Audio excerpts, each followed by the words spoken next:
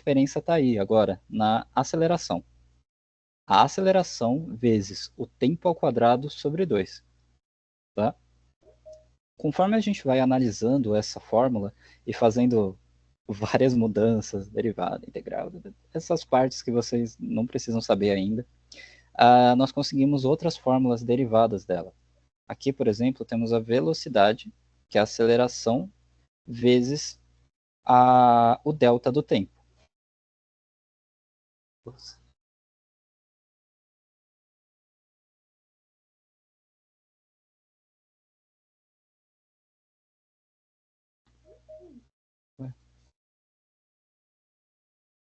Ficou mudo. Desculpa, Pessoal, mas... Isso, deu certo agora, eu tô te ouvindo. Perdão, a gente teve só um problema aqui. Então, só continuando aqui, nós conseguimos pegar aqui essas fórmulas e fazer análise para pegar outras informações. Como, por exemplo, a velocidade, ela é a velocidade final, né? Ela é a aceleração vezes o tempo. Ou seja, a cada 1 segundo, por exemplo, a cada 1 segundo, a velocidade ganha um pouco de aceleração. Por causa disso, é como se fosse a soma dessas acelerações a cada segundo, chegando à velocidade final. Da mesma forma, nós podemos levar em consideração que há uma velocidade inicial diferente de zero, como é o caso aqui, v1, que é a velocidade final, igual a inicial mais essa soma. E também aqui, o sorvetão, a fórmula de Torricelli, que também é bem útil, para quando nós precisamos identificar esse valor da velocidade, ou às vezes até da aceleração e da distância mesmo, quando não temos o tempo. É só usar essa fórmula. Bom, vamos seguir aqui. Nós também pegamos alguns exercícios para vocês, para dar uma ajudada. Aqui. Por exemplo, aqui o primeiro exercício que nós pegamos, relacionado a MRU e MRUV. Um drone filmava uma paisagem enquanto pairava estático em repouso. Ou seja, ele começou num local zero, com velocidade zero, a uma altura de 30 metros. Em um determinado momento, o drone teve uma pane total de energia e iniciou uma queda livre. Dá uma resumida aqui no exercício, pegando todas as partes importantes dele, que é o que está filtrado, nós conseguimos pegar aqui que um drone estava no alto, a uma altura de 30 metros, e começou a cair. Cair com uma aceleração de 10 metros por segundo ao quadrado, que é a força da gravidade. E levando em consideração que o ar não vai atrapalhar essa queda, ou seja, não vai ter interferência do ar. Quanto é a velocidade aproximada da colisão do drone, ou seja, a velocidade final. Aqui, vamos para fazer o exercício.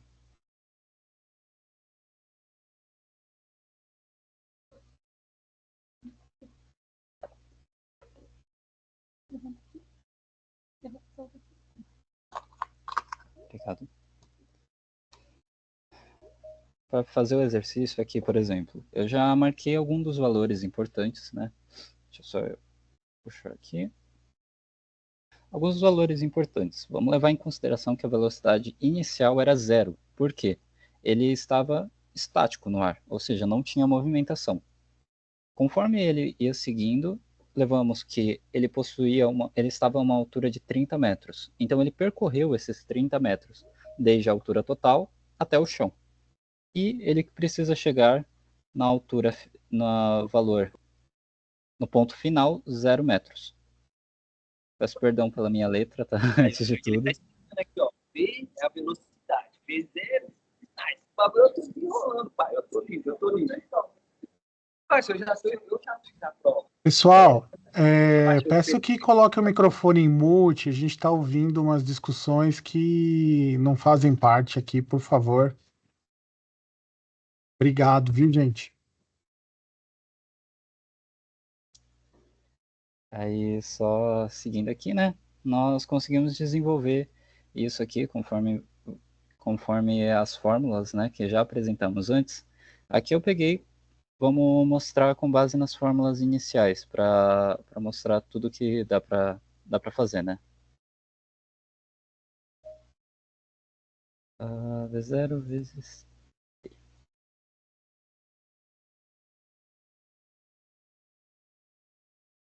Aqui, ó. Essa daqui é a fórmula inicial que nós pegamos. Conforme isso, podemos trocar esses valores com os valores que nós já temos. S, por exemplo, aqui seria o zero. Aí, só para facilitar o processo, nós podemos levar em consideração que é a distância percorrida. Ou seja, vamos levar em consideração que S0 é 0 metros e S1 é o 30, porque ele vai percorrer esses 30 metros. Vou pegar aqui, 30 é igual a 0 mais. O V0 também seria 0 metros por segundo, vezes o tempo, que é o que nós precisamos. Aqui a aceleração de 10 metros por segundo ao quadrado, vezes o tempo ao quadrado, sobre 2. Simplificando, nós conseguimos isso daqui. 30 igual a 10 vezes t ao quadrado sobre 2. Pois deu para retirar esses valores aqui, já que eles são multiplicados por zero. Conforme isso, nós podemos também, assim, fazer 2 vezes 30, né? Aqui só a matemática, 30 vezes 2 sobre 10. Alterando aqui, né? Passando o 2 para cá e o 10 para cá. Igual a t ao quadrado. Aqui o valor final disso daqui vai ficar a 6. 6, e daí por causa do t ao quadrado nós vamos passar como uma raiz quadrada, que vai ser igual a t. Nesse caso, conseguimos saber, por aproximação, o mais próximo disso seria 2,45 segundos. 2,45 segundos. Então, só puxando aqui a velocidade, né? Saber a velocidade final, nós usamos a velocidade inicial mais a aceleração vezes o tempo.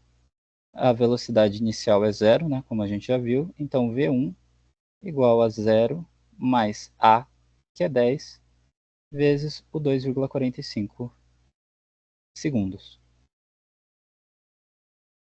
Isso, V1 igual a 24,5 metros por segundo.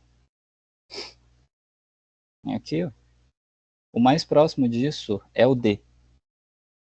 Nesse caso, nós temos que fazer uma certa aproximação, mas é esse mesmo o valor, tá? E aqui está. Vamos seguir aqui. Seguir aqui agora. Henrique, tá pedindo pra rever a pergunta. Rever a pergunta? Tá bom. Aqui, ó. Aqui, ó. Oi? Vamos lá, ó. Um drone filmava uma paisagem enquanto pairava estático em repouso, ou seja, ele permanecia parado no ar, a uma altura de 30 metros, h igual a 30. E em determinado momento, o drone teve um pane total de energia e iniciou uma queda livre. Levando em consideração isso, considerando 10 metros por segundo ao quadrado, o valor da aceleração da gravidade, e admitindo que o ar não atrapalha a queda, se os controles desse drone não puderem ser retomados, a velocidade aproximada da colisão do drone com o chão será de... Ou seja, ele está pedindo para a gente conseguir calcular a velocidade final, a velocidade de queda, quando o drone chega ao chão, sabendo que ele está a uma altura de 30 metros, então vai percorrer os 30 metros, e possui uma aceleração gravitacional de 10 metros por segundo ao quadrado. Ele agradeceu. Agradeceu? Vamos passar aqui, então. Vou passar para o Gabriel. Beleza.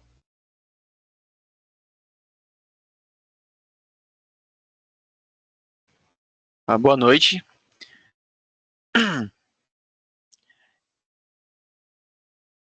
Vou falar aqui sobre dinâmica agora. Tá certinho, hein? Funcionando o áudio? Beleza. Sobre dinâmica, gente, a gente tem que lembrar das 3 leis de Newton, né? A primeira lei é a da inércia. Eu vou ler aqui e eu vou dar uma explicada. Um corpo permanece em repouso ou em movimento retilíneo uniforme, a menos que uma força externa atue sobre ele. Então, se eu, por exemplo, lançar algum objeto e nenhuma outra força atuar sobre ele, ele vai continuar em linha reta. É basicamente isso. Ele cai, ele para e etc, porque existem outros tipos de força que estão atuando nele. Isso é um exemplo, né? Segunda lei. A força resultante aplicada a um corpo é igual ao produto da massa do corpo pela sua aceleração. Essa é a fórmula que muitas pessoas já viram muitas vezes. Força igual a massa vezes aceleração. Inclusive, a gente vai usar isso daí no próximo exercício. E a terceira lei é a lei de ação e reação. Para toda ação, existe uma reação de igual intensidade e direção oposta. E a gente também vai ver isso no próximo exercício. Vamos exemplificar bem isso daí. Bom, eu vou dar uma lida aqui no exercício e a gente já vai resolver. Um caminhão acelera em um movimento retilíneo uniformemente variado com 1 metro por segundo ao quadrado, sobre uma pista horizontal, transportando em seu interior uma carga de 80 kg, como mostra a figura. Tá, a figura ali mostrando, né? Sabendo que a carga não derrapa dentro do caminhão e que a aceleração da gravidade é igual a 10 metros por segundo ao quadrado, a alternativa que fornece corretamente os valores do peso P e da carga e da força de atrito F atuando na carga é... Bom, o que ele quer que a gente encontre aqui, vamos pegar a parte final aqui, ele quer que a gente encontre duas forças, a força peso e a força de atrito que está atuando na carga.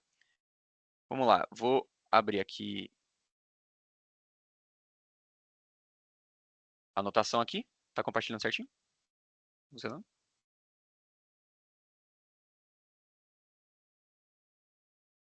Beleza. Vamos lá. Primeiro passo, a gente vai descobrir a força peso. No enunciado, está falando que G é igual a 10 metros por segundo ao quadrado. Aqui é um S, tá, gente? Não é um 2, tá difícil de... Bom, esse G é a aceleração da gravidade. P, a força peso, vai ser igual a M vezes G. Mas a gente não usava F igual a M vezes A, força igual a massa vezes a aceleração? É exatamente isso. Peso é uma força, a gente vai usar a massa do próprio caixote, e G é a aceleração da gravidade. Substituindo os valores, a gente vai fazer P vai ser igual a 80, que é a massa do caixote, vezes 10. Portanto, P vai ser igual a 800. A unidade de medida, newtons. Certo? Agora vamos para a segunda parte. A segunda parte, ele quer que a gente calcule a força de atrito. Eu vou desenhar o diagrama de forças aqui, parcialmente, para a gente poder dar uma analisada como é que vai funcionar. No enunciado, está falando que ele não derrapa, ele não desliza. Ou seja, em relação ao caminhão, ele está em repouso. E tem uma força no enunciado, está sendo apontada para essa direção aqui, que é para onde está sendo aplicada aqui no caixote. Considerando que ele não derrapa, tem uma força oposta aqui, é a terceira lei de Newton, uma força oposta de mesmo valor, porque a força resultante aqui é zero. Sendo que a massa aqui vai ser igual a 80 kg e a aceleração vai ser igual a 1 metro por segundo ao quadrado, a gente pode concluir que a força vai ser igual a 1 vezes 80. 1 vezes 80 é igual a 80. A gente calculou essa primeira força.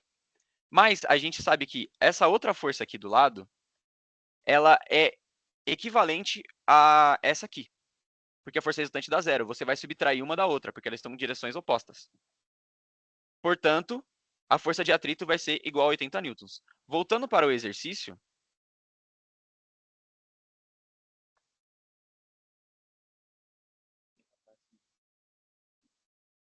não derrapar não significa que não tem atrito, significa que ela não está se mexendo. Se ela estivesse derrapando, seria que estaria vencendo a força de atrito. Não derrapando quer dizer que a força de atrito está fazendo exatamente a mesma força que está a força do outro lado. Então a força resultante ali vai ser zero. Bom, nas alternativas a gente tem aqui a resposta na letra A. O peso vai ser igual a 800 newtons e a força igual a 80 newtons.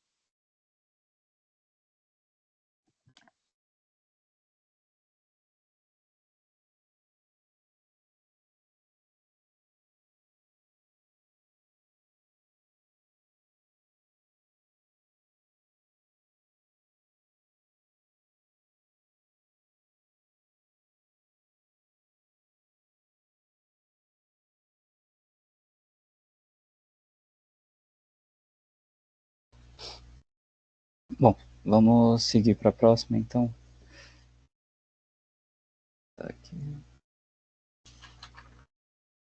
Aqui, ó. Seguindo para o próximo tema, a gente vai falar um pouco sobre os conceitos de fluidos. Vamos levar em consideração aqui a pressão sobre o fluido. Ou seja, o que é o fluido? Pode ser qualquer tipo de coisa assim, mais mole mesmo. Como, por exemplo, vamos levar em consideração a água, a principal. Aqui, por exemplo, a melhor forma da gente entender a pressão sobre os fluidos está nesses becquerels, nesses recipientes. Por exemplo, aqui, o primeiro. O principal conceito é a pressão em relação à força e à superfície de um local. Aqui, por exemplo. Nesse recipiente possui água, ou seja, um fluido em seu interior, e a área, e levando em consideração a área do fluido, a área do recipiente e a pressão sobre ele, nós conseguimos calcular esses três valores: a pressão, a força e a área da superfície. Esses três, eles estão sempre relacionados, assim. Da mesma forma, nós conseguimos levar em consideração a pressão desses vasos quando eles são comunicantes. Ou seja, quando dois recipientes eles estão assim, um ao lado do outro, juntos, nós levamos em consideração que a pressão deles será a mesma, caso haja pressão sobre eles. A comunicação vai fazer com que a altura dos líquidos, dos fluidos, ou seja exatamente a mesma, e eles irão se adequar conforme essa pressão, sempre se alinhando. Vamos passar aqui. Então aqui, como por exemplo, temos esse exercício. Em um mecanismo hidráulico, existem 3 pistões que estão em contato com o mesmo fluido incompreensível. As áreas de contato com o fluido dos pistões 1, 2 e 3 são respectivamente S, 3S e 2S. Sobre o pistão de número 2 é feita uma força de intensidade F, com sentido e direção indicados na figura que segue. Aqui, ó, é aquela questão dos vasos comunicantes. Ou seja, os três eles estão conectados. Eles possuem essa conexão aqui um ao lado do outro. Então, a fim de que os demais pistões não se movam, as intensidades das forças F1 e F3, que devem ser exercidas sobre os pistões 1 e 3, devem ser nesta ordem. Ele quer que a gente entenda quais que são os valores de F1 e F3, né? Então, vamos pegar aqui. Opa. Vou ter que apagar.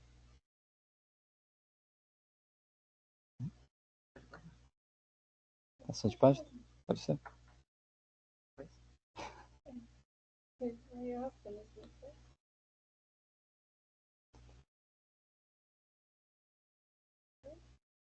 Peraí. Deixa eu fazer assim.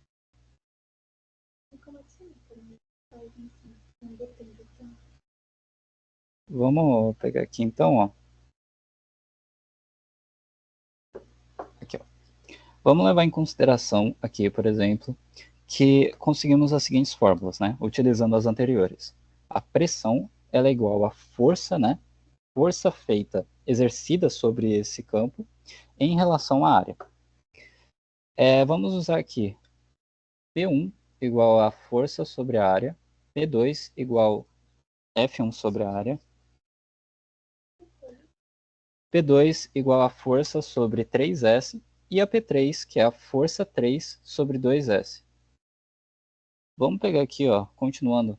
Sendo P1, P2, P3, nós conseguimos igualar esses três valores, já que a pressão vai ser sempre a mesma, e conseguimos pegar aqui, ó, a força 1 sobre o S, ou seja, a área, vai ser exatamente igual às outras. A força sobre 3 vezes essa área. Nós conseguimos fazer essa igualagem.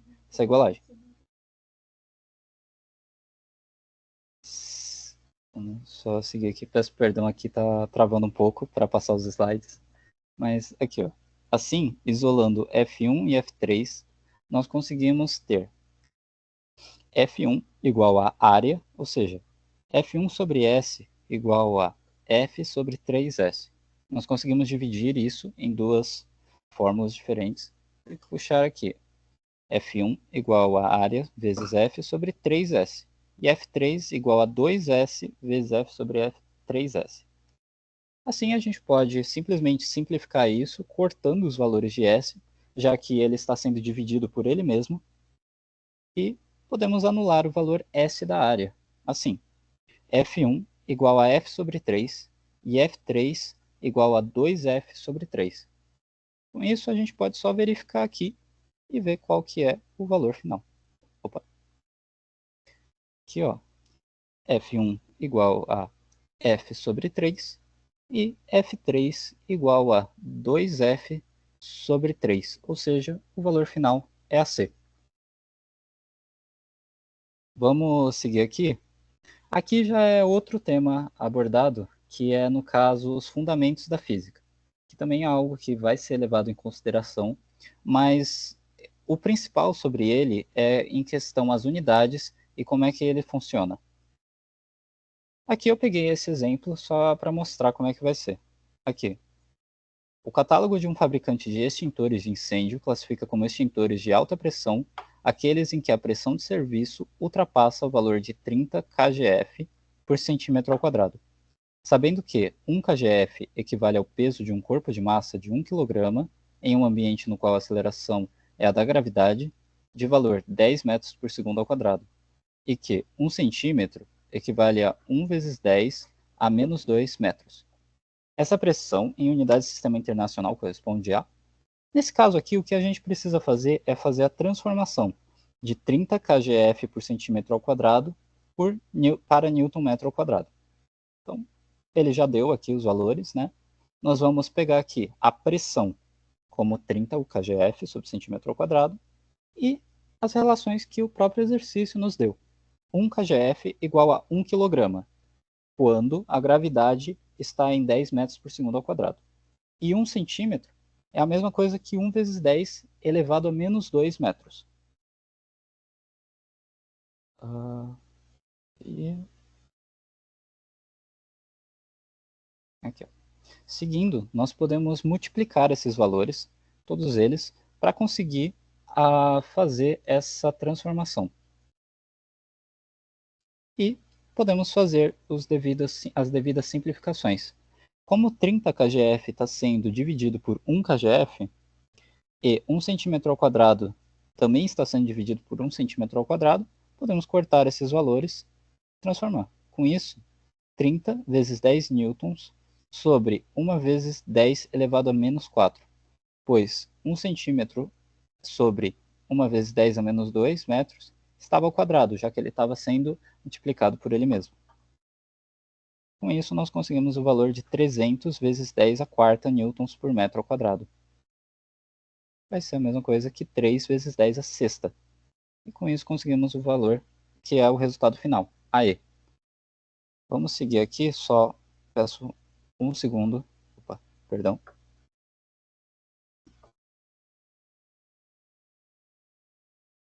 Só para...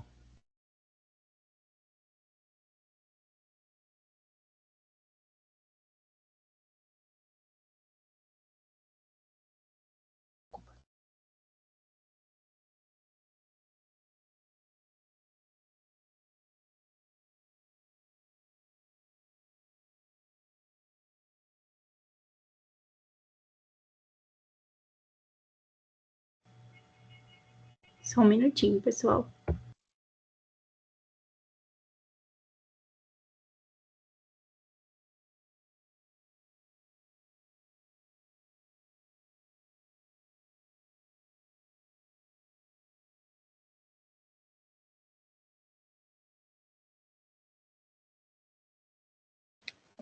Tá para me ouvir de boa?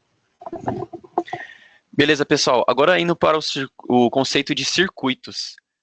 Bom, primeiramente vamos falar sobre resistores, resistência. A resistência é a oposição à passagem de corrente em um circuito.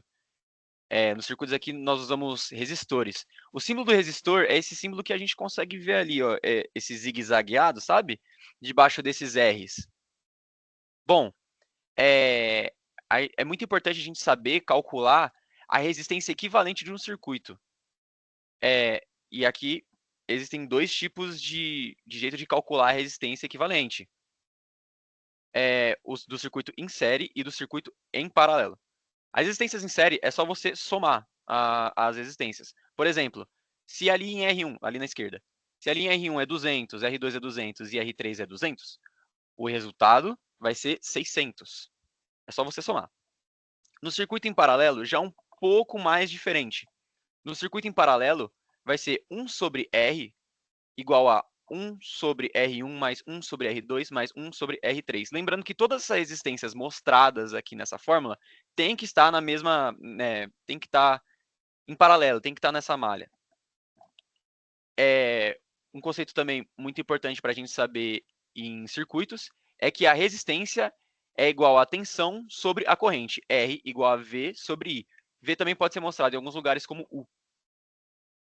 E, por último, a potência é igual a tensão vezes a corrente. Vamos passar para um exercício para poder exemplificar como é que isso funciona. Bom, uma fonte de tensão ideal 20 volts e 4 resistores idênticos R de 400 ohms estão conectados conforme a figura. E aí está a imagem. Nessas condições, quando o circuito descrito estiver em funcionamento, a potência dissipada por ele será D.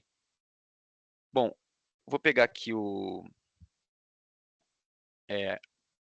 tablet para poder desenhar a questão, para poder fazer as contas.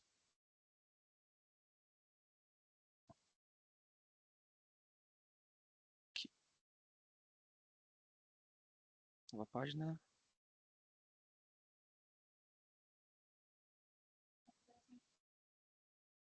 Aqui na ponta, 3 pontinhos.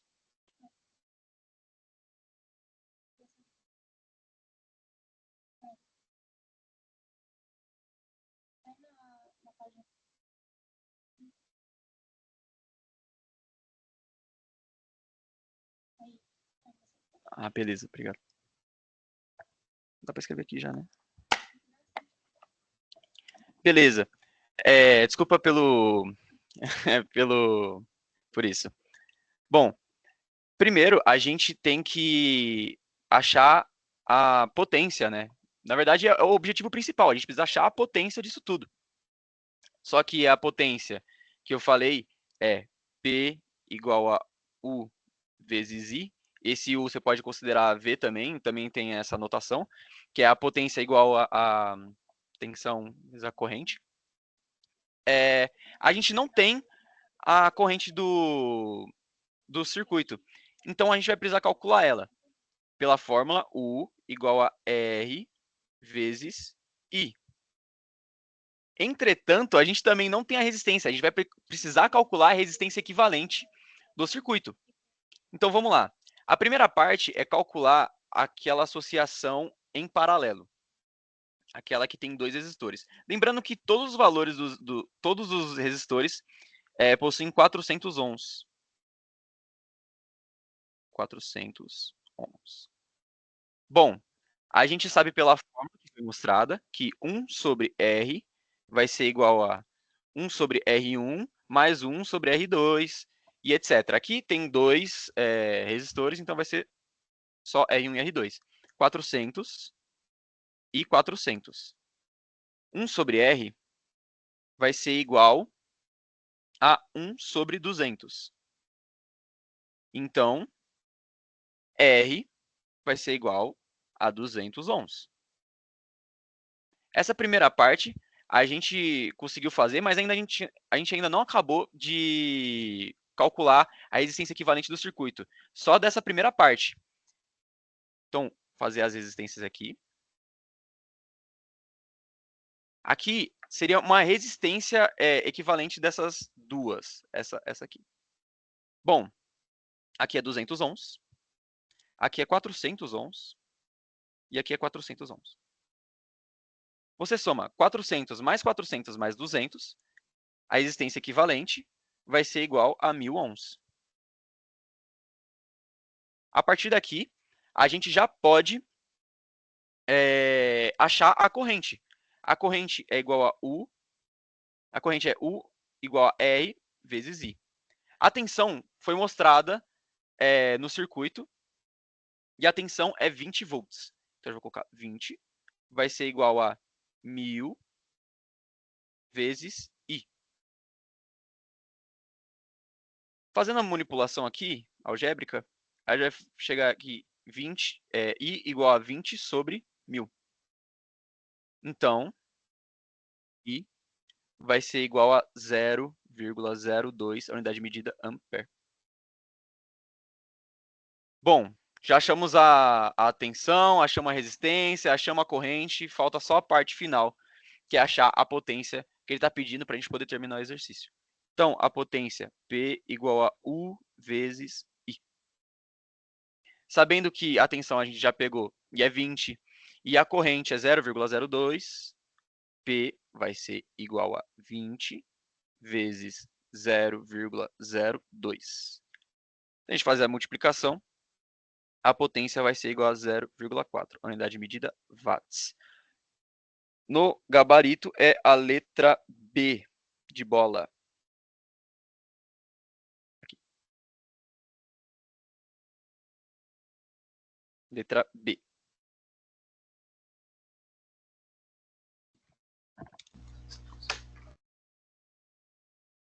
Legal, vamos continuar aqui então. Aí agora, né, já passamos por todos esses. Agora vamos falar um pouquinho sobre a calorimetria, né? A mudança de estado da matéria e essas questões.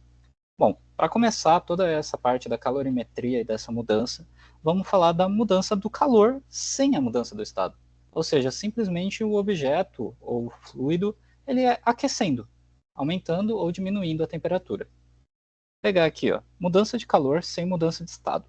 Ou seja, o calor, C, a capacidade térmica, igual a quantidade de calor sobre a diferença da temperatura, o ΔT.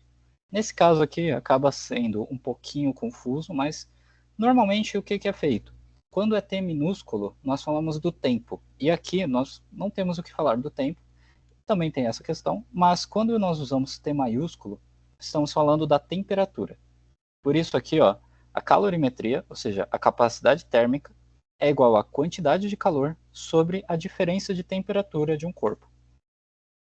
Da mesma forma, nós podemos também pegar a fórmula que a capacidade térmica é igual a m vezes c, sendo m a massa do corpo e c o calor específico, o que é uma constante que vai sempre ser dada.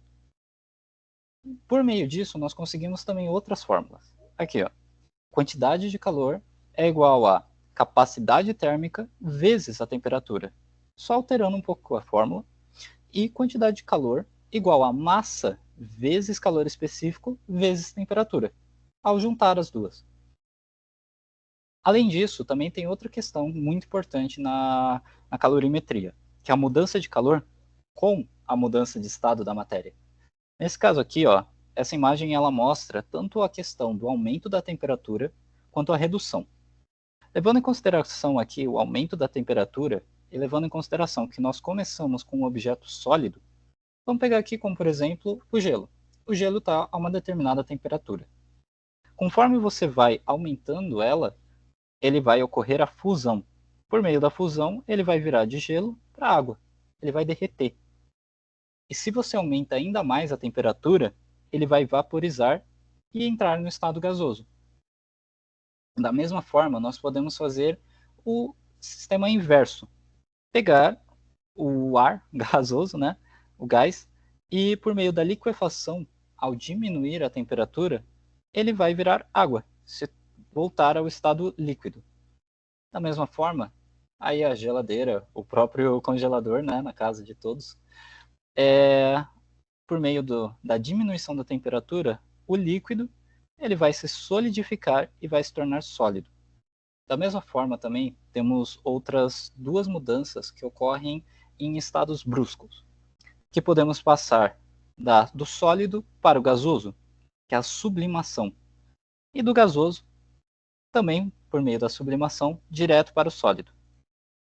A fórmula que nós calculamos sempre quando ocorre a mudança do estado é também a quantidade de calor vezes a massa vezes igual a massa vezes o calor latente do objeto.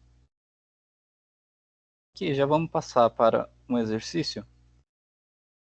Ó, para dar banho em um bebê, será usada uma banheira de capacidade igual a 35 litros de água, a qual deve estar a temperatura ideal de 36 graus Celsius. Na hora de preparar o banho, constatou-se que a água retirada da torneira naquele dia estava a temperatura de 21 graus Celsius. Sabendo que o calor específico da água vale 1 cal por grama vezes grau Celsius, e que cada litro de água equivale a 1000 gramas de água, para que a água atinja a temperatura ideal de banho, ela deve receber uma quantidade de calor igual a... Bom, vamos pegar aqui, ó, fazer o exercício. Só passar para as nossas anotações e seguir aqui. Ó. Aqui, ó. Vamos lá, vamos começar. Depois eu retorno no exercício, né, caso seja necessário ver. Legal. Tá no chat, então se precisarem também tá lá. Bom, vamos lá. Um bebê será usado... Uma banheira será usada para dar banho em um bebê, perdão. Capacidade 35 litros de água. Vamos lá. O volume, ele tem capacidade de 35 litros. Ou seja, o volume é de 35 litros de água. Aqui embaixo, ele também está mostrando que cada litro de água equivale a 1000 gramas. Portanto, seria a mesma coisa que multiplicar isso daqui por 1000. 1000 gramas para fazer essa transformação. Com isso, nós conseguimos que o volume é a mesma coisa que 35.000 gramas. Tá. E a temperatura inicial, ela é de 21 graus Celsius. Medito aqui, ó. A temperatura de 21 graus no início, que estava saindo da torneira. Porém, a temperatura ideal, ou seja, a temperatura que nós queremos chegar, é 36 graus Celsius. Tá. Seguindo aqui, ele também nos deu o calor específico, que é igual a 1 cal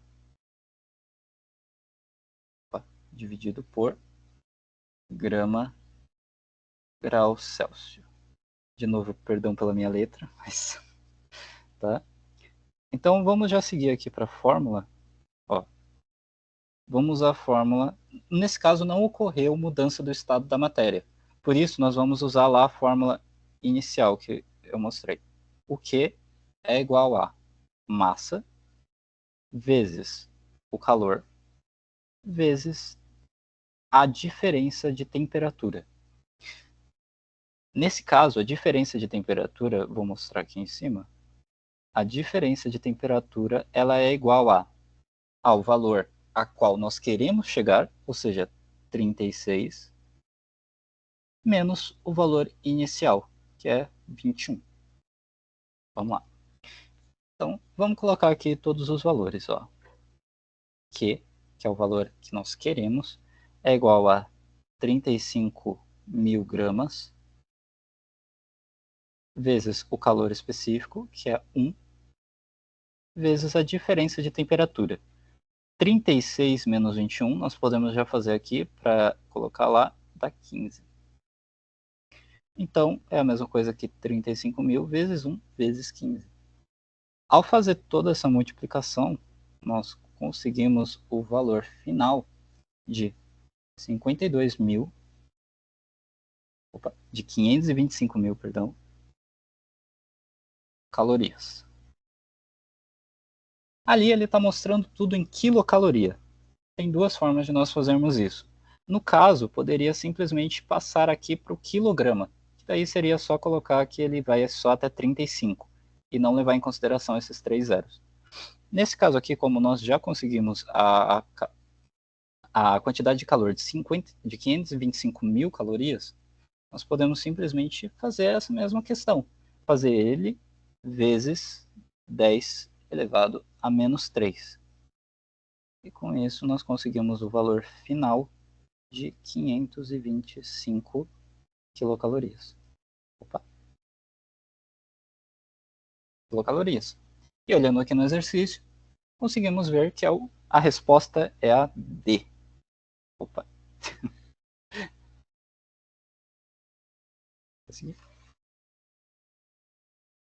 Agora só vamos já seguir para o próximo exercício. Para o próximo exercício, não, perdão, para a próxima matéria.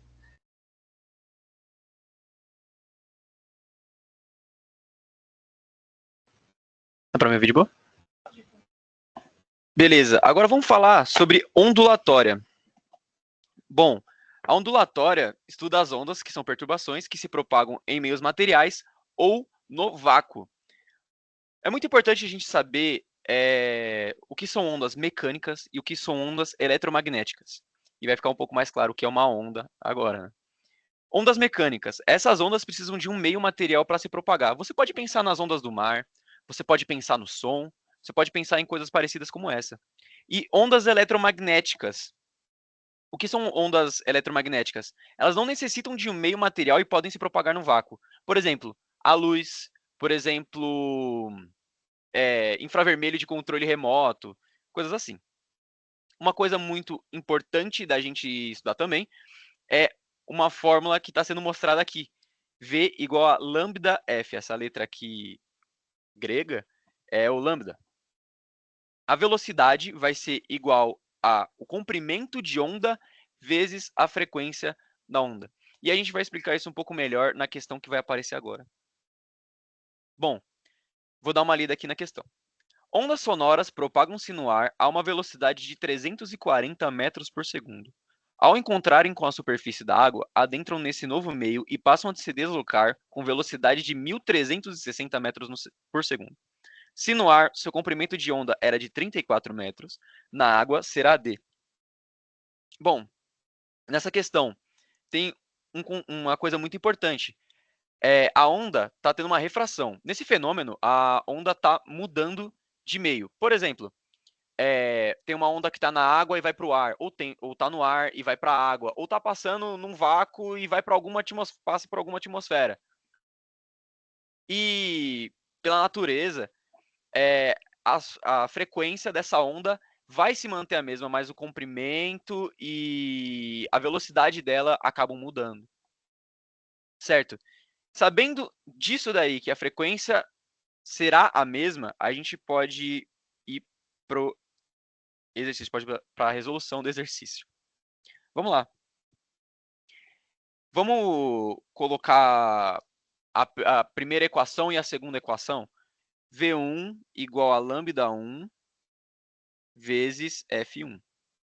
V2 igual a lambda 2 vezes F2. Mas F1 e F2 é a mesma coisa, é a mesma frequência. Então, vamos fazer uma manipulação aqui. Sendo que V igual a lambda F, V sobre lambda vai ser igual a F. Então, a gente pode chegar na seguinte conclusão. V1 sobre lambda 1 vai ser igual a V2 sobre lambda 2.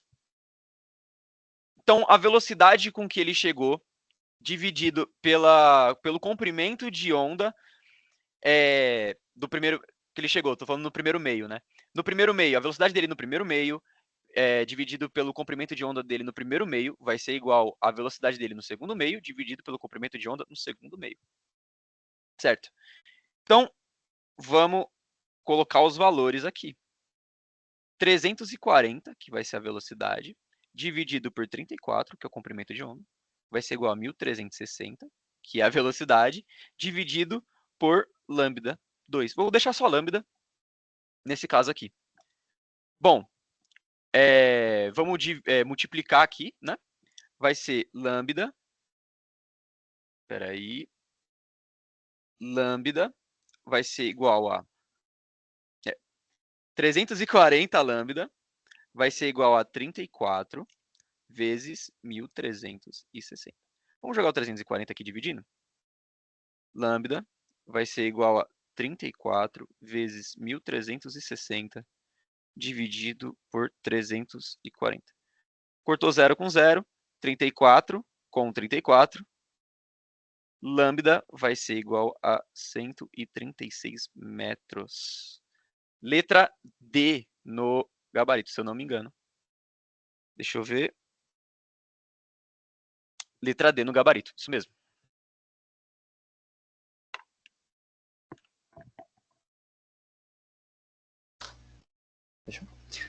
Aí agora, vamos lá, né? Vamos passar agora para o último tema da live. Aqui, ó. Reflexão e espelhos planos. Seguindo essa área das ondas, pois muitos temas são relacionados aqui à luz, né? Nós vamos ver um pouquinho sobre a imagem criada principalmente em espelhos, tá? Porque isso daí é algo muito importante que sempre cai nos vestibulares, em todo lugar. Vamos lá. A imagem criada no espelho possui mesmas distâncias e ângulos, assim como a reflexão cria o mesmo ângulo. Ou seja, basicamente, vamos levar em consideração que há um espelho ou um vidro. A imagem que nós estamos vendo sempre vai ter o mesmo ângulo, a mesma distância no plano real, ou seja, o plano onde nós estamos para fora do espelho, e o plano virtual, o que está para dentro do espelho. Ali, por exemplo, esse primeiro exemplo. Espelho plano, essa linha verde bem no centro. A pessoa que está olhando, ela consegue, por meio da reflexão, enxergar esse objeto. Porém, ela não vê o objeto em si real, pois o real está ali ao lado dela. Ela vê o objeto no plano virtual. Ela vê a sua imagem virtual, por meio da sua reflexão. Aqui, como pode ver, as distâncias O e I, ou seja, a distância entre o espelho e o objeto, e o espelho e a imagem, vão ser sempre iguais. Da mesma forma que a angulação da imagem do olho até tanto a imagem quanto o objeto.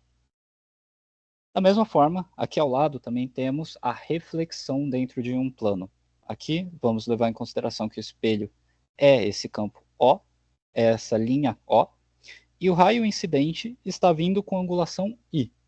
Quando ele bate no espelho, se cria uma linha reta, que aqui no caso está com o nome de linha normal, a qual irá bater no espelho e criar a mesma angulação, sempre mantendo esse mesmo valor, sempre que ele ir no espelho, para criar essa reflexão.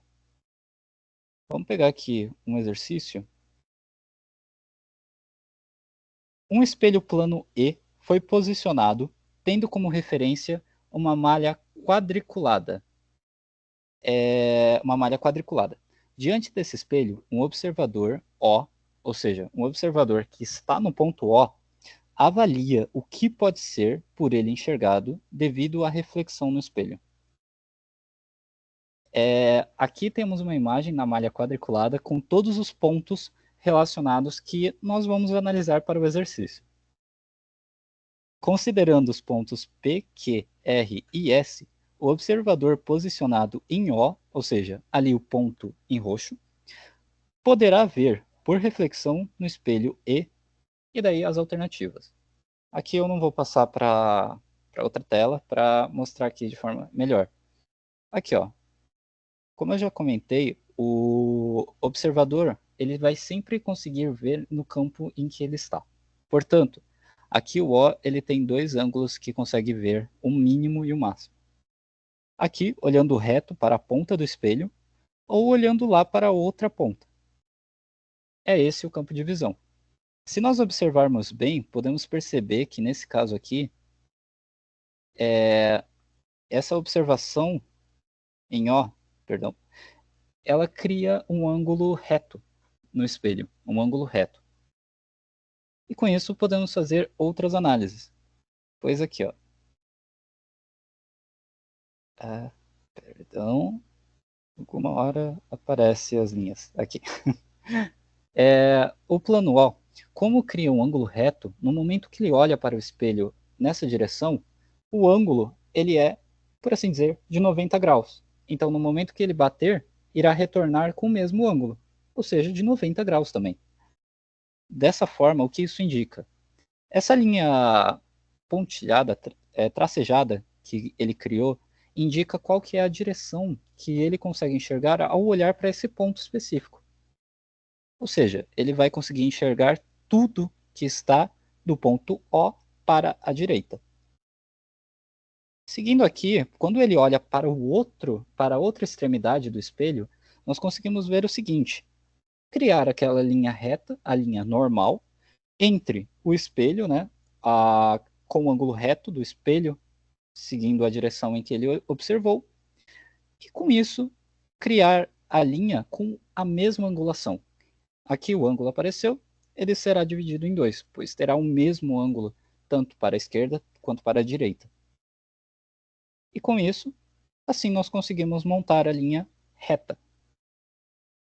Assim, ó, considerando os pontos P, Q, R e S, o observador posicionado em O poderá ver por reflexão no espelho E. Nesse caso, o que nós podemos enxergar? A linha de visão do observador O, com base em seu posicionamento e a angulação do espelho, podemos ver que os pontos Q e R são os que ele poderá enxergar, pois é isso que está em seu campo de visão, o que será refletido no espelho na imagem virtual. Então aqui, qual que é a resposta certa? C, os pontos Q e R apenas, pois somente eles estão dentro desse espaço. Bom, foi isso daqui, né? Nós tentamos passar pelos principais pontos, né, importantes para o vestibular. E quer falar alguma coisa? É isso aí, pessoal. A gente agradece pela atenção de todos e a gente também lembra vocês que é muito importante estudar, dar uma revisada e se aprofundar mais nos assuntos, porque, bom, a live foi grande, só que a gente teve muito assunto e a gente teve que resumir bastante coisa, algumas partes a gente teve que deixar de fora. Então é importante dar uma aprofundada a mais, a gente passou os conceitos iniciais para ter uma noção, para dar uma revisada e etc. Mas é sempre importante se aprofundar mais no conhecimento para poder ir super bem na prova. Sim, vocês devem dar uma pesquisada também, tentar fazer mais exercício, porque principalmente, acho que o principal para todos os vestibulares, na verdade para qualquer tipo de prova, é treinar bastante, fazer bastante exercício para conseguir entender e clarear a mente sobre eles. Então, com base nisso, vocês vão melhorando e melhorando, tá? Oi, Lucas. Respondendo sua dúvida, que talvez pode ser também de outras pessoas, né? Nós teremos sim uma aula nesse estilo sobre química. Nós estávamos pensando em fazer algumas aulas de uma forma um pouco diferente, tá? Então, a de química, a gente pode ver de fazer ao vivo, igual os meninos fizeram agora, né? Vocês entram, tiram a dúvida de vocês. Outras nós estávamos pensando em fazer gravadas. Então, a gente grava no mesmo formato, tá? Pega algumas resoluções, explica para vocês detalhadamente como faz essas resoluções dessas questões e deixa gravado para vocês e avisa vocês quando tiver lançado lá no nosso portalzinho do NAVE. E aí vocês falem o feedback de vocês, quais vocês preferem, tá? No caso de química, vocês querem que a gente traga o pessoal aqui, vocês vão tirando dúvida ao vivo, ou se vocês também, tipo, podem aceitar dessa forma. A gente grava para vocês no mesmo estilo e formato e vocês assistem na casa de vocês. Aí fica com vocês.